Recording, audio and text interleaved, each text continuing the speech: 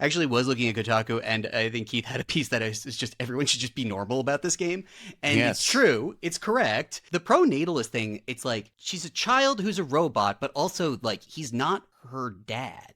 Like he's Hmm. her weird uncle. Pragmata at its core is uncle core. It is a uncle-based game, and you have a different relationship with a child who is a nephew or niece than you do with a son or a daughter. And I think that every time I see something that makes me like annoyed about this game, it is because that person either is trying to put an overly paternalistic view of the narrative on there, which is an easy conclusion to come to because like so many narratives involving an older man and a younger child are intrinsically that's their spiritual dad. Yeah, especially Or in video yeah, games. and I think people keep going back to like The Last of Us and BioShock, and I think that this game is better than those games. It kills that relationship so well.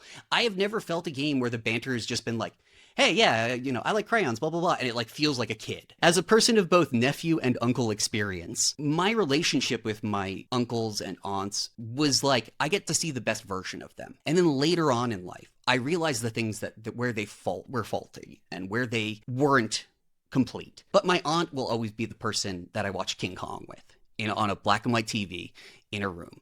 And later on in life, she was a mess. But that is kind of what the relationship feels like. And it doesn't feel lacking for that information. It feels like a good time. It is so weird to play what is functionally like arcade Dead Space and for it to just feel nice for like 90% of the game.